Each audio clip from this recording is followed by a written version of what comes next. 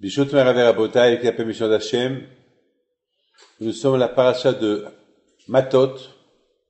Cette paracha de Matot, elle parle d'un cas très particulier que celui qui promet quelque chose, il faut qu'il respecte sa parole. Mon père disait que la parole d'un juif, elle est sainte. C'est la Torah. Surtout chaque juif, il a la neshama, et le fait que chaque juif ait la neshama, il parle. La différence qu'il y a entre un homme et un animal, c'est que l'animal, il peut pas parler, l'homme, il parle. Et il y a Hachem seul qui sait parler.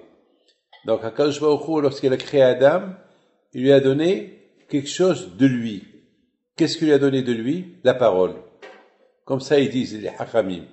Il lui a donné la parole. Alors que les animaux, Hachem ne leur a pas donné la parole. Ils ont leur langage, mais pas la parole.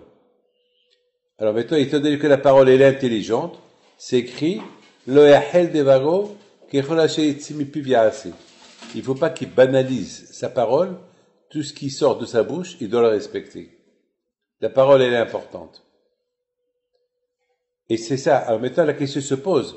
Pourquoi Akadosh Baruch Hu, il a fallu que Akadosh Baruch Hu, il dit à Moshe Rabbeinu, dit au chef des tribus. Pourquoi Hachem, il n'a pas dit à Moshe Rabbeinu, Moshe, il dit au béni Israël, s'ils disent quelque chose si quelque chose sort de leur bouche, qu'ils maintiennent leur parole. Pourquoi il faut que cette parole-là, cette mitzvah-là de respecter la parole, respecter un vœu que tu fais, il faut que ça passe par les Nissim, par les Rashi Amatot, par les princes d'Israël, les chefs d'Israël. Pourquoi? Jusqu'à maintenant, chaque fois que Moshe Rabbeinu il reçoit un ordre d'Hachem, Hachem lui dit, Tzav et bin Israël, Be'amat aleim, Daber bin Israël, dis au bin Israël. C'est pas écrit, dit au chef des tribus. Et pourquoi là on dit, Hachem il dit à Moshe Rabbeinu, dit au chef des tribus. Ça, c'est la première question. La deuxième question, pourquoi c'est que pour les Nédarim qu'il faut parler au chef de tribu? Pourquoi que les Nédarim? Lorsque Hachem dit à Moshe Rabbeinu, dit au chef des bénis Israël, s'ils font un vœu, dit au chef des bénis Israël qui disent aux Juifs que s'ils font un vœu, qu'ils le respectent. Et je comprends pas. Pourquoi cette mitzvah-là de respecter la parole, que si tu fais un vœu, il faut le respecter? Pourquoi Hachem il n'a pas dit à Moshe Rabbeinu, dis au béni Israël, directement? Pour les tzitzit, c'est écrit, Tzad et ben Israël matalehem, Dabel ben Israël matalehem asolem tzitzit, tout le temps, Hachem il dit à Moshe, dis au béni Israël. Moshe dit, et là, non, Hachem il dit à Moshe Rabbeinu, dis au Rashi Amatot. Ça c'est, on a maintenant deux questions, oui ou pas? On a deux questions. Peut-être la troisième question qui est importante, c'est que lorsque les bénis Israël, Hachem il a dit aux bénis Israël d'aller faire la guerre contre les Midianim, et j'ai pas compris. Alors là, j'ai pas compris. La Torah, elle nous parle de l'histoire qui s'est passée Pinhas et Zimri. Zimri, il a fauté avec une femme Goya. Pinhas, il a puni. Et pourquoi il a puni? Parce que à cause que Zimri, il a fait cette erreur, alors Hachem Ishmor, la Magefa est venue sur les Bnei Israël. Les Juifs, ils ont commencé à mourir. Et presque tous les Juifs, ils sont morts. Et Pinhas, qu'est-ce qu'il fait? Il punit Zimri, il le tue. Il a risqué sa vie. Parce que Zimri, il avait 24 000 garde-corps, et Pinhas, il a cassé la muraille des garde-corps de Zimri, il a tué Zimri. Alors, l'épidémie s'est arrêtée. Alors là, Akadosh Baruch Hu dit à Moshe Rabbeinu, Moshe, Tzror est un Midianim. Avant que tu meurs, il faut que tu fasses la guerre aux Midianim.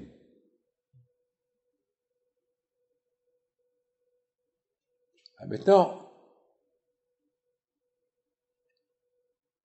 la vie de Moshe Rabbeinu, elle dépend de cette guerre. S'il fait la guerre avec les Midianim, il vit, il meurt.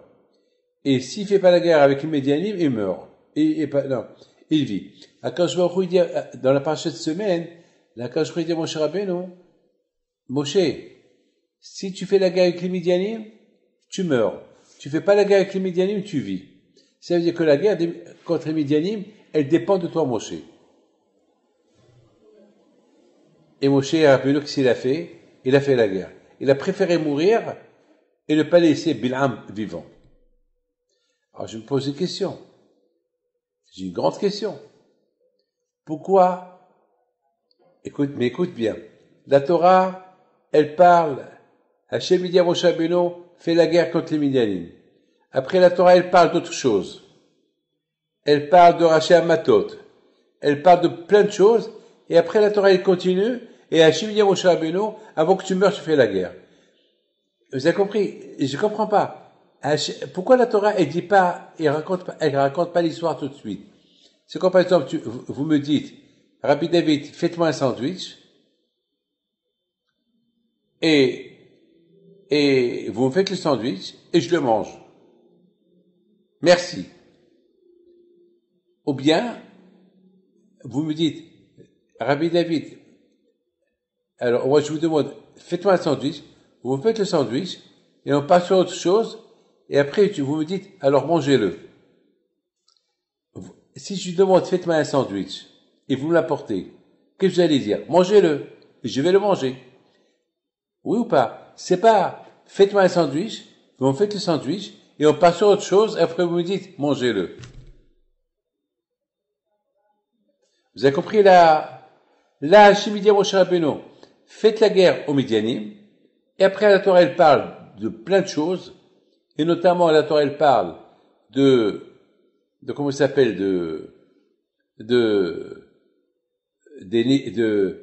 respecter la parole, et après la Torah elle dit, Hachem dit à Moshe Rabbeinu, allez, fais la guerre contre les Midianim. Pourquoi il n'y a pas eu la suite depuis le départ? Hachem dit, faites la guerre aux Midianim, et les Juifs ils ont fait la guerre aux Midianim. Or là, on voit qu'il y a eu quelque chose qui n'est pas normal. Donc, vous avez compris la question? On nous dit, dans la paracha de Pinhas, on nous dit, faites la guerre aux Midianim, et après la Torah elle parle de beaucoup de choses, et après la Torah elle recommence, et Hachem dit à Moshe Rabbeinu, faites la guerre aux Midianim. Et après tu meurs. C'est pas compréhensible. L'histoire, elle doit être suivie. C'est pas une histoire elle commence, et on parle d'autre chose, et après on parle de la suite de l'histoire. Et après, qu'est-ce qu'on voit? Lorsqu'il retourne de la guerre, on voit que Moshe Rabbeinu, il s'est énervé. Pourquoi? Parce qu'il a vu les Midianim vivantes. Parce que Hachem, il a dit à Moshe Rabbeinu, dit aux Juifs de tuer ceux qu'ils ont causé aux Juifs de mourir. Parce qu'ils ont apporté des femmes. Alors les Juifs qu'ils ont fait, ils sont partis là-bas à Midian, ils ont fait la guerre contre Midian, ils ont tué tous les hommes, ils ont apporté des femmes. Et quelles femmes ils ont apporté? Les femmes avec qui ils ont fauté. Alors Moshe Rabbeinu s'énerve. Il dit, attends, mais vous êtes des fous. Il s'énerve, il éclate. Mais c'est à cause de ça qu'il y a eu l'épidémie.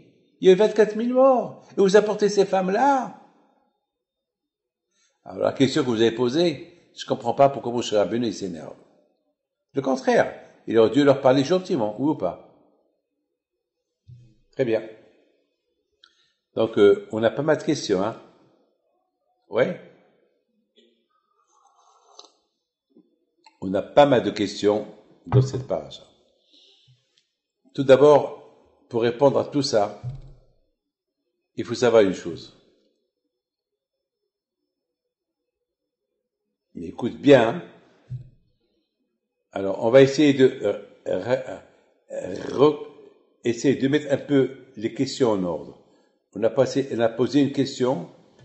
Pourquoi Hachem dit à Moshe Rabbeinu, dit aux chefs de tribu, que eux ils disent aux juifs, que la parole elle est importante. Très bien.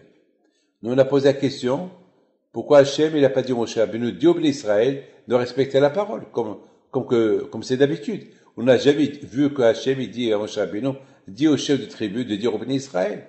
T'as quelque chose à dire, tu dis le direct. Il s'est passé un événement que Zimri, écoute bien ça, et la paracha du respect de la parole, elle a été dite après la paracha de Pinhas. Et la paracha de Pinhas, de quoi elle parle? Elle parle que Hachem, il dit à Moshe Rabbeinu, je suis fier de Pinhas, le fils de Elazar, le fils de Aaron. Je suis fier de lui pour ce qu'il a fait. Et qu'est-ce qu'il a fait? Il a tué un chef. Et les Juifs, ils ont commencé à se moquer de lui. Le Midrash, il dit que les Juifs, ils ont commencé à dire, mais il est fou ce Pinhas. Mais qui il est ce Pinhas de tuer un chef? Un Nassi. Un Nassi. Vous savez quel âge il avait Zimri? Il avait presque 400 ans. 400 ans. Il était le plus vieux de tous les Juifs d'Israël. Il était un grand tzaddik. Il était un Nassi. Alors les Juifs, ils ont commencé à critiquer Pinhas. Comment il a tué Zimri? Alors quand je vais au Khou, il vient à la défense de Pinhas. Pinhas, t'as bien fait ce que tu as fait. Parce que si tu n'aurais pas fait ce que tu as fait, ben j'aurais exterminé tous les Juifs. Parce que ce qu'il a fait Zimri, c'est péché. Maintenant, il y a un problème. Le fait que Pinhas, il a tué un chef de tribu, donc les chefs de tribu, ils ont perdu leur crédit. Vous avez compris? C'est beau, hein? Ça, c'est moi, hidosh à moi. Ils ont perdu leur crédit aux yeux des Juifs. Parce que Zimri, ça devait être un exemplaire. Et là, il n'a pas été un exemplaire. Là, il a été un rachat. Là, il est parti avec une goyard. Il s'est révolté contre Moshe Rabbeinu. Il a parlé du mal à Moshe Rabbeinu. Là, il était vraiment, il a fait quelque chose à ne pas faire. Ah, c'est pour ça que quand je vais au Khou maintenant, il a dit à Moshe Rabbeinu, Moshe, dis au chef de tribu que lorsqu'il sort, qu'ils disent au Bnei Israël de respecter la parole. Pourquoi? Là, quand je vois il a voulu donner le kavod au Nesseim. Parce que le kavod de Zimri a été mis en cause. Ah, maintenant, puisqu'il a été mis en cause, tous les Juifs, maintenant, ils disent, oh, ces chefs de tribu qu'on a, oh, ces chefs de tribu qu'on a, et regarde ce Zimri. Là, quand je lui ai dit, hey, c'est pas tout le monde qui sont comme ça. Le fait déjà que Hachem dit à Moshe Rabbeinu, après la mort de Zimri, de dire aux chefs de tribu de faire attention à la parole, qui disent au Bnei Israël, ça veut dire que Hachem il a redonné le crédit aux chefs de tribu.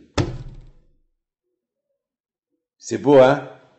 Il a redonné l'espoir à Am Israël que les chefs de tribu, il faut pas qu'on apporte une preuve de Zimri. Zimri c'est un rachat, très bien, mais pas les autres. Ah, mais pourquoi il y a eu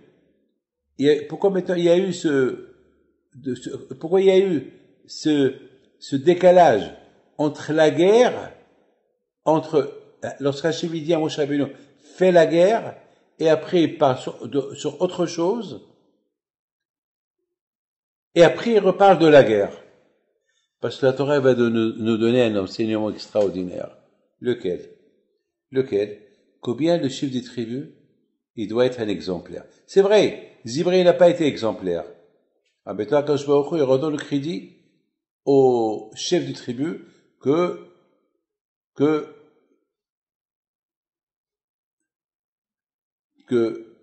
il faut que eux ils soient exemplaires.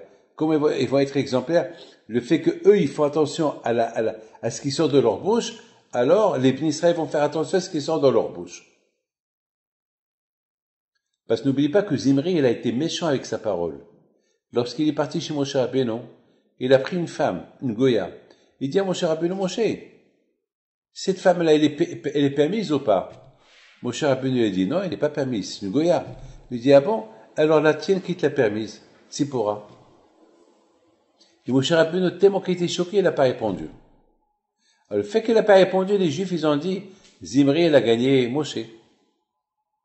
Et le fait que Zimri, il n'a pas vu que Moshe Rabbeinu a répondu, alors il a cru qu'il a raison. Donc il a pris la femme, il est parti avec elle. Ah, mais toi, ça veut dire que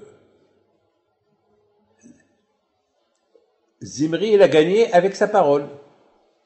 Alors la Torah, là, elle veut nous dire non. Non. Zimri, c'était un rachat. Il faut faire la guerre. C'est pour ça que la Torah dit, il faut faire la guerre aux Midianim, qu'ils ont poussé les Juifs à fauter, et qu'ils ont poussé Zimri à faire la faute. Et la Torah, elle a fait un stop, un halt, et la Torah après, elle a parlé. Hachem, il dit à Moshe Rabbeinu, Moshe, dis au Bnei Israël, dis au chef de tribu, de dire au Bnei Israël de respecter la parole.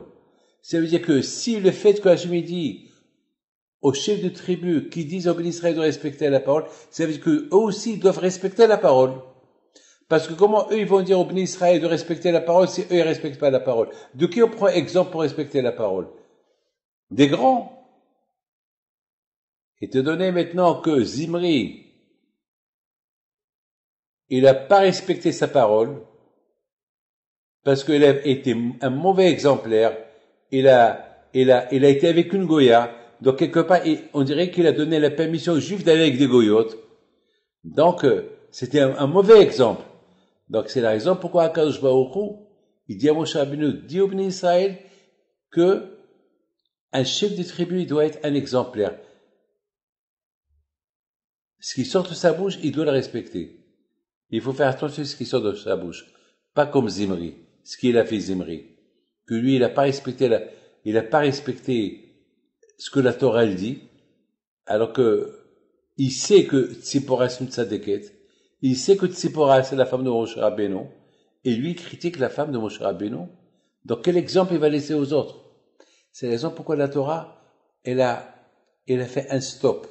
Elle a concentré l'histoire de Zimri, après elle a concentré faire la guerre contre les Midianim, c'est à cause d'eux, il y a eu ce qui s'est passé. Après la Torah, elle parle d'autre chose. Après la Torah, maintenant, elle remet les choses en place.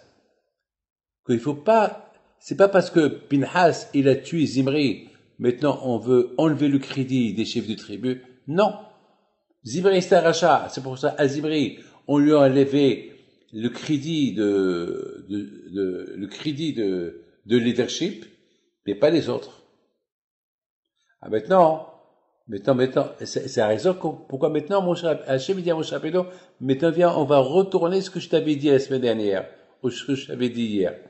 Je t'avais dit hier de faire la guerre contre les Midianim. Alors il faut sortir faire la guerre.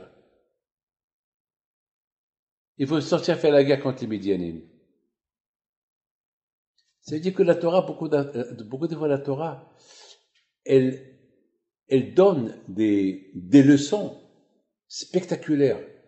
Et la leçon, elle est spectaculaire ici. La leçon, on a cru que Zimri, il avait raison. Tout le monde l'a suivi. Et tout le monde était là pour le protéger, pour ne pas qu'il soit tué. Et Pinhas est venu, il l'a tué. Une fois qu'il a tué Pinhas, les gens ont commencé à critiquer Pinhas. Hachem, il vient à la défense de Pinhas. Alors là, puisque Hachem, il vient à la défense de Pinhas, maintenant, on a un problème que les Nissiim, ils ont perdu le crédit. Il vient à Kajuro maintenant, il redonne le crédit aux Nissiim. Non. Hachem dit à Moshe Rabbeinu, dit aux Nissiim, qui disent au Bnei Israël de respecter la parole. Et pour que eux ils disent au Bnei Israël de respecter la parole, il faut que eux respectent la parole. Et après la Torah, te parle de la guerre, que allez-y, sortez faire la guerre, et Hachem, il parle d'autre chose. Après, il reprend la guerre. Ça veut dire que toute cette paracha, c'est à cause des Midianim. Parce que tout cela, parce qu'il y a eu Bil'am. La force de Bil'am, c'était sa bouche. La force de Zimri, c'était sa bouche. Alors c'est la raison pourquoi la Torah, maintenant, elle remet en place la force de Bil'am, qui était avec sa bouche, la force de Zimri, qui était avec sa bouche, pourquoi quand je vous dis d'Ibn Israël, faites attention à la bouche. Ce qui sort de votre bouche, il faut le respecter, mais il faut que ça sorte que les choses bien de la bouche. Les choses qui sont pas bien, qui sortent de la bouche, il faut pas les faire sortir. Ne faites pas comme Bil'am, ne faites pas comme Zimri. Maintenant, quel est le rapport avec Moshe Rabbeinu, alayhi shalom? Les Juifs, ils viennent, après la guerre, ils ont gagné la guerre. Maintenant, au lieu que Moshe Rabbeinu, c'est vrai, ils sont retournés avec des femmes, c'est des femmes goyotes. Au lieu que Moshe Rabbeinu dit, qu'est-ce que vous avez fait, ces péchés? Leur parlez gentiment. Lui, il s'est énervé contre eux. Mais Hachem dit à Moshe Rabbeinu, Moshe. Alors, qu'est-ce qui s'est passé? Hachem, il a puni Moshe. Comment il a puni? Il a oublié la halachot. Alors maintenant, une fois qu'il s'est énervé, et les Juifs, maintenant, ils sont venus chez Moshe Rabbeinu. On a apporté de la vaisselle de Midian. On fait quoi avec? Il a oublié ce qu'il faut faire avec. Alors là, il vient. Il leur dit, Hachem, il a dit à Moshe qu'il faut faire Galat Kilim. Ah, pourquoi c'est pas Moshe qui l'a dit? Parce que Moshe, le fait qu'il s'est énervé, il a oublié. Il a oublié la halakha. Un rabbin qui s'énerve, il oublie la halakha. Alors la question se pose. Quel est le rapport avec tout ça? C'est quoi le lien? Le lien, c'est que les chefs, ils doivent être une image. Moshe Rabbeinu, c'est l'image de la Hanava. C'est l'image de la bonté. C'est l'image de tout, Moshe Rabbeinu. C'est pas une belle image pour lui de s'énerver. Moshe, qu'il y a quelque temps, tu as dit au Bnei Israël, ce qui sort de leur bouche, il faut le respecter. Pourquoi? Parce que les Bnei Israël vont apprendre des chefs de tribu. Les chefs de tribu, c'est eux l'image. Alors Moshe, toi, tu es l'image de Am Israël. Et comment tu t'énerves? Maintenant, vous avez compris, mais pourquoi tu t'énerves? Akash Baruch Hu, il dit Moshe, mais c'est pas normal. Moshe, je t'ai donné la paracha du respect que les Nissim, que les chefs de tribu, il faut qu'ils soient l'image pour les Bnei Israël, pour que les Bnei Israël respectent ce qui sort de leur bouche, alors il faut que les Nissim le font pareil. Et toi, Moshe Rabbeinu, tu t'énerves sur les Bnei Israël parce qu'ils ont apporté des femmes, parle-leur doucement. C'est pas peu de s'énerver avec eux. C'est ça la punition qu'Akash Baruch Hu, il a puni Moshe Rabbeinu. Akash Baruch Hu, il a puni Moshe Rabbeinu uniquement par rapport à la quoi? Par rapport à ce que Moshe Rabbeinu se conduit. Il se contredit. Parce qu'il vient de dire que les Nissi, que les chefs de tribu, c'est les exemplaires. Et toi, Moshe, tu es le chef des Torah Israël. Tu n'es pas un exemplaire, toi, tu t'énerves. C'est vrai. Ils ont fauté avec les femmes égyptiennes, avec les femmes midianites, avec les moabites. Très bien. Et ils les ont ramenés. Ils savent pas. S'ils savaient, s'ils savaient, ils ont cru peut-être, ils vont les convertir. Ils savaient pas, alors parle-leur. C'est pas peine de s'énerver contre eux. Donc vous voyez que toute cette paracha-là, qui est extraordinaire, c'est une paracha qui nous parle combien il faut être calme et combien les rabbins, ils doivent être exemplaires, les chefs des tribus, le fait que ce qui sort de leur bouche, tout le monde va apprendre d'eux, le contraire que Zimri, que Zimri, elle a utilisé sa bouche pour faire des bêtises. Alors là, ça a causé beaucoup de dégâts. D'autre côté, on apprend que le fait que Zimri elle a perdu son crédit et que lorsque les ministres ils ont critiqué Pinhas comment il a osé tuer un chef et Hachem il est venu à la défense de Pinhas, alors là tous les chefs ils ont eu honte. Ils ont dit non, on n'est plus crédible, ça c'est fini pour nous. Il vient maintenant Hachem il dit non, vous n'avez pas perdu le crédit. Vous êtes toujours les chefs. Et de vous, toujours les Juifs, ils vont apprendre. Faites attention à ce qui sort de votre bouche. Et si vous faites attention à ce qui sort de votre bouche, les Juifs vont apporter. Ah, mais tu sais, comment exposer que Moshe Rabbeinu, il n'a pas fait attention. Ce qui sortait de sa bouche, il a commencé à s'énerver. C'est pas une image. C'est pour ça, vous voyez, et si vous avez bien remarqué, la paracha de Balak, et la paracha de Bil'am, et la paracha de Matot, ça parle de la bouche. Ça parle de la force de la parole. La paracha de Bil'am, elle parle de la force qu'il avait, Bil'am, avec sa parole. Ce qui sort de sa bouche, ça se réalise. Il insulte, ça se réalise. Il bénit, ça se réalise. La paracha de Pinhas, on voit là-bas la force de la parole. Le fait que Zimri, il a contredit Moshe Rabbeinu. Il a dit à Moshe Rabbeinu, dis-moi Moshe, cette femme-là, elle est permise ou interdite? Moshe lui a dit, elle est interdite. Ah bon? Alors si elle est interdite, qui t'a permis de Tzipora de la marier? Mais Tzipora, c'est une Midianite. Et ces femmes qu'on a apportées, c'est des Midianim. Moshe Rabbeinu, il a perdu la parole. Et la paracha de Matot, on parle encore de la parole. La réparation. Il y a quand la parole elle est bien, il y a quand la parole n'est pas bien.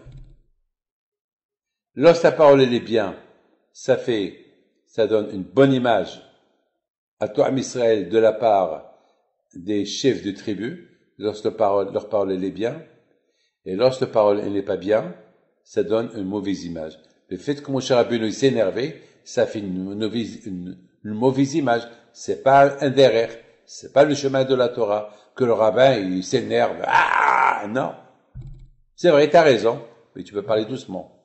Beaucoup de fois on peut acquérir des choses avec la bouche, des bonnes choses avec la bouche, avec la gentillesse. Dans le Shlom Bayit, je vous parle. Je suis un mari de 40 ans.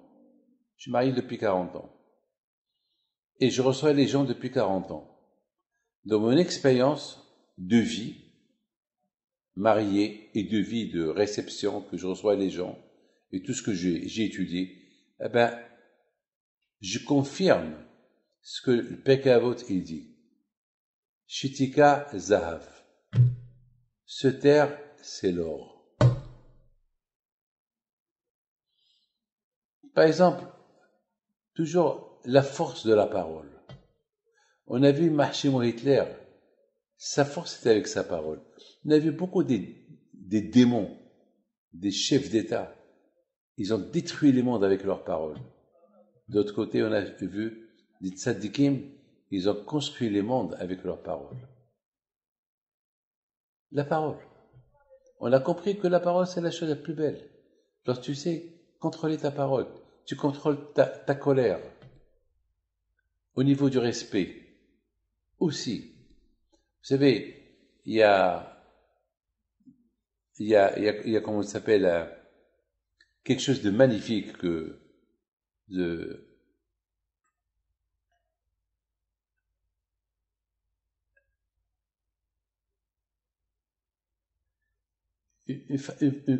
sais pas si vous avez connu l'histoire de Hunia Ma'agal. Une fois, il n'y avait pas la pluie, et ils sont venus chez lui pour qu'il fasse une bracha pour qu'il pleure. Et Hunia Ma'agal, il était très proche de Dieu. Il sait prier, il savait prier. Il a dit à tout le monde, écoutez, préparez-vous, enlevez tout ce qui est, pendant un bon moment, il n'y avait pas de pluie, la terre, elle a séché, vraiment, il y avait une sécheresse totale. Et Hunia Ma'agal leur a dit, il était tellement sûr que sa prière, elle allait monter chez Akadosh Baruch Hu. Il leur a dit, débarrassez tout ce que vous avez dehors parce qu'il va pleuvoir. Il a commencé à prier et la pluie ne tombe pas. Qu'est-ce qu'il fait? Il prend sa canne, il fait un rond par terre. Il a fait un cercle sur le sable, il est rentré dans le cercle. Il a dit à Hachem, je jure par ton nom que je ne sors pas de ce cercle jusqu'à ce que tu apportes la pluie. La pluie, elle a commencé à tomber des gouttes. Houni dit à Hachem, je t'ai pas demandé des gouttes, je veux de la pluie. Alors la pluie a commencé à tomber, une tonne de pluie. Houni dit à Hachem, je t'ai pas donné une pluie comme ça qui va détruire le monde. J'ai vu une pluie normale. Et vite, la pluie, elle est devenue normale. Il y a un grand rabbin qui s'appelle Rabbi Shimon ben Shattah. Il lui a envoyé quelqu'un. Il lui a dit, Houni, si c'est pas toi, Houni, je t'aurais insulté, je t'aurais mis en quarantaine. Comme ça, tu parles avec le bon Dieu, je te fais jurer, je jure pas ton nom, que je ne sors pas de ce cercle-là jusqu'à qu'il pleut. Et ici, il pleut pas. Alors tu as juré pour rien. Alors, il lui dit, mais tu es comme un enfant gâté, ce qu'il demande à son père, il lui donne. Alors toi, Houni, tu es très gâté. Hachem, il t'adore, il t'aime. Tu peux te permettre de faire avec lui ce que tu veux. La force de la bouche, la force de la prière. Tous ces tzadikim qu'on a eus, toute la force à eux, c'était quoi? La bouche. Vous savez que Ben Ish Hai, il compare Am Israël, c'est dans la Kabbalah, au ver. Vous savez que le ver, il a que la bouche, mais dans tout son corps, il a qu'une ouverture seule, la bouche. Nous les hommes, l'être humain et tous les animaux, ils ont la bouche, on consomme avec la bouche, et on rejette d'en bas.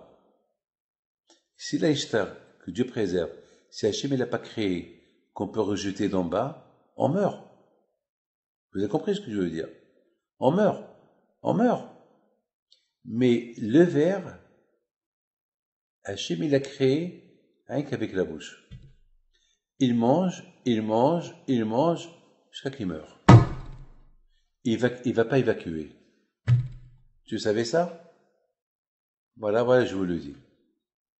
Alors, le Ben Ish Hai, il apporte de Harizah, il apporte de la Kabbalah, que on dit dans la prière, Altira Tola'at Yaakov. On compare Yaakov au Tola'at, au ver. Comme que le ver, sa force, c'est sa bouche, comme ça, Am Israël. Leur force, c'est la bouche. Leur force, c'est la bouche. La bouche. Maintenant, je me suis posé une question. Pourquoi le Hunia Ma'gal à la Vachalom? Quelle est la raison? Pourquoi Kashvokhu, l'Océan a commencé à prier à Hachem? Pourquoi il n'a pas répondu? On est obligé de dire que tellement qu'il y avait une xéra sur Am Israël, que même avec sa prière, Hachem ne voulait pas envoyer la pluie. Il a fallu qu'il jure par son nom pour que la pluie elle tombe.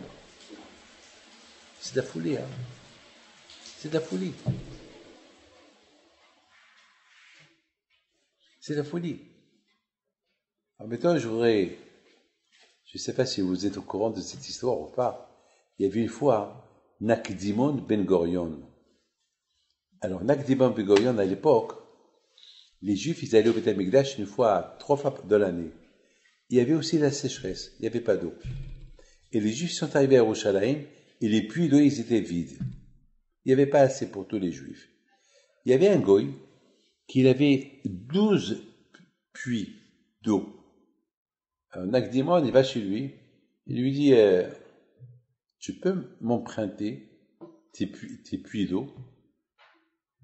Dans une semaine, je t'ai rempli. Le goy lui a dit, si tu ne me remplis pas, qu'est-ce que tu me donnes? Il lui dit, ben, si je ne te remplis pas, je te donne 1 milliard. Et il n'y avait pas de pluie depuis des années, ou bien depuis des mois. Le goy, déjà, il se voyait milliardaire. Et il dit, voilà les puits. Ils ont signé un contrat. Après une semaine, il faisait chaud. Le goy, il va chez Nakdimon. Il dit, Nakdimon, tu sais que ce soir, tu dois me rendre mes puits pleins d'eau. Sinon, 1 milliard. Il a dit, oui, j'ai encore un jour. Vers le soir, 2 heures avant la nuit, pas de pluie. Le goy, il va au hammam, il se lave. Il était heureux, content. Ce soir, je vais avoir 1 milliard. Il sort du bain, il restait encore 1 heure, et va chez Nakdimon. Nakdimon, mon argent, ou l'eau. Et il reste encore 1 heure. Il y a encore... il rigole. D'accord.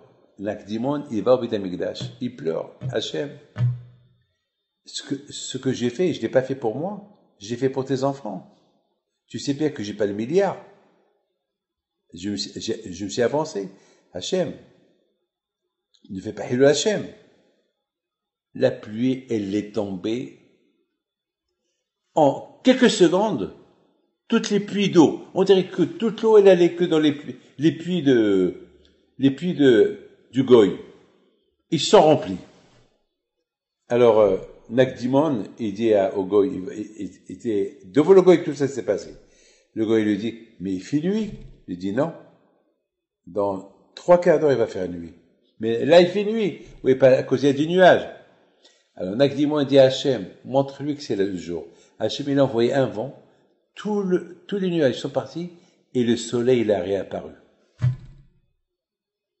Ça, c'est la Gemara qui raconte cette histoire dans Masechet Ta'anit.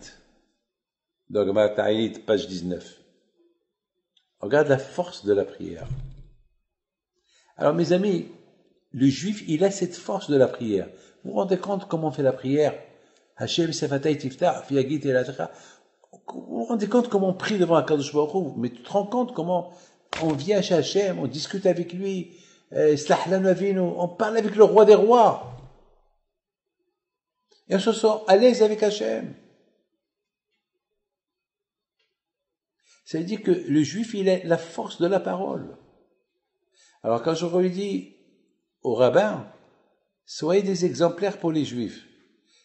Pour que les juifs, ils font attention à la parole, si vous voyez vous faire attention à la parole. Mais si vous voyez s'énerver, vous faites pas attention à la parole et vous dites n'importe quoi de la parole, ils vont devenir comme des animaux. Alors pourquoi j'aurais donné la force de la parole? Moi j'aurais donné la force de la parole pour qu'ils puissent étudier la Torah. Parce que la Torah c'est la Gdusha. Mais sinon, pourquoi? Et Bémet, pourquoi Hachem il a fait que l'homme, il peut parler pour étudier la Torah? C'est tout, hein. Parce qu'il n'y avait pas la Torah, il n'a pas de raison pourquoi Hachem il donne à l'homme pour étudier la Torah, pour parler. Eh ben, on aurait eu un langage comme ça, comme des muets. On voit les animaux, avec leur regard, sans parler. Regardez les animaux. Ils sont ensemble, ils se reconnaissent, ils se sentent, ils parlent avec des yeux, ils parlent avec... On aurait pu être comme eux. Non. Hachem, il veut que l'être humain il soit différent.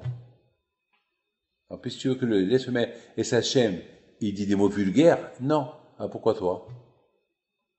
La seule différence qu'il y a entre l'homme et l'animal, c'est la parole. Et la parole, c'est la chose particulière que Hachem il a donnée à l'homme pour qu'il devienne comme lui. Mais pour qu'il devienne comme lui, être bien comme lui, pas être mauvais, que Dieu préserve. Vous avez des questions? Oui, Rabbi David. Si jamais l'objectif de la parole, c'est pour apprendre la Torah, alors pourquoi le Goy aussi a reçu cette faculté de parole, de la parole? Akadosh Baruch Hu, il leur a proposé la Torah. Ils ont dit non. Le but de la création du monde et de l'être humain, c'est pour servir le bon Dieu. Malheureusement, c'est l'être humain qui s'est déconnecté de la vérité. Vous savez qu'ici à Miami, je suis à Miami, vous savez ça. Je vois, c'est écrit sous la caméra. Ouais. Et je suis là à Miami, là il pleut, parce qu'on dit ils disent qu'il va y avoir un petit ouragan ce soir. Donc déjà, ça commence déjà les éclairs et ça commence déjà la pluie. Là, ici, maintenant, il est 3 heures d'après-midi. Il fait très chaud. Et vous savez que malheureusement, ici, c'est passé il y a la semaine dernière, maintenant, il y a 12 jours, il y a un immeuble qui s'est effondré. Je ne sais pas si vous êtes au courant ou pas. Là, oui, il y a là-bas 45 juifs qui sont disparus. Il y avait 150 personnes, une centaine de non-juifs, une cinquantaine de juifs. Mais c'est des êtres humains tous, on prie pour eux. Malheureusement, chaque jour, ils déterrent un. Mais ils n'ont pas encore trouvé une trentaine de juifs, ils n'ont pas encore trouvé. Alors, il y a des gens que je connais. Il y a des juifs que je connais qui sont là-bas, malheureusement. On prie à Hachem. Aujourd'hui, on prie pas à Hachem pour qu'on les trouve vivants. On prie à Hachem aujourd'hui pour qu'on trouve leur corps, aux morts, aux vivants. Parce que c'est une douleur aujourd'hui de voir des parents. Il y a une fille qui doit se marier la semaine prochaine. Et son fiancé, il est là-bas. Il y a une fille et son fiancé aussi, qui sont là-bas, qui ont été portés disparus. C'est terrible, terrible, terrible. Terrible ce qui se passe. Mais ce matin, je me suis énervé sur une fille. Cette fille-là, elle devait se marier dans 2 semaines, et elle a accompagné son fiancé dans cet immeuble, et à peine qu'elle est sortie, l'immeuble est tombé. Alors, elle m'a dit ce matin, elle pleurait, mais pourquoi Hachem, il n'a pas fait que je suis avec lui et je meurs avec lui? Vous savez qu'est-ce que je lui ai dit? Au lieu que tu dis merci à Hachem, que tu es vivante, tu parles comme ça. Au lieu, et c'est pas ton mazal. Il se peut, c'est vrai, tu vas te marier avec lui dans 2 semaines. Mais il se peut que tu vas pas te marier avec lui dans 2 semaines. Il se peut que tu vas divorcer avec lui. Et tu veux mourir avec quelqu'un qui n'est pas ton mazal. Elle me dit, alors quoi, ça veut dire quoi? Il est mort? Je dis non, il n'est pas mort. Mais Hachem, il t'a évité le temps, admettant que mettons ton fiancé, il n'est pas mort, il est dans un coin.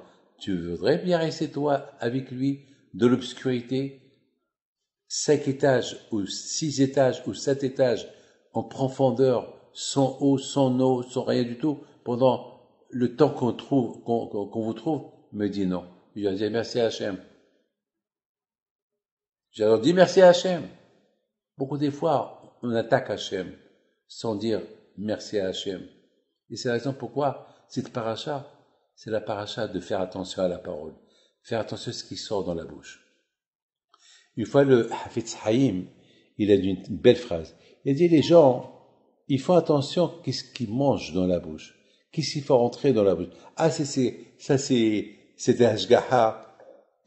Ah, ça, c'est pas une bonne hashgaha. Ah, ça.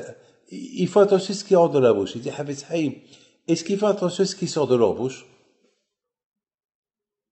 Les gens, il faut attention à ce qui rentre dans la bouche. Mais est-ce qu'il faut attention à ce qui sort de la bouche? Le lashon hara. Les paroles, les paroles vulgaires. Est-ce qu'il faut attention à ce qui sort de la bouche?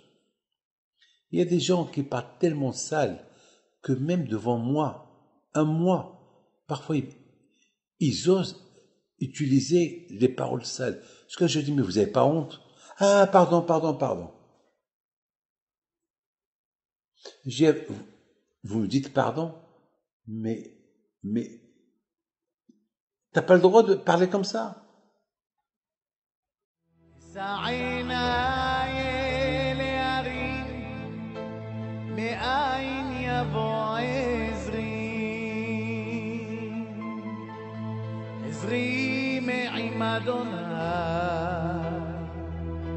עושה שמיים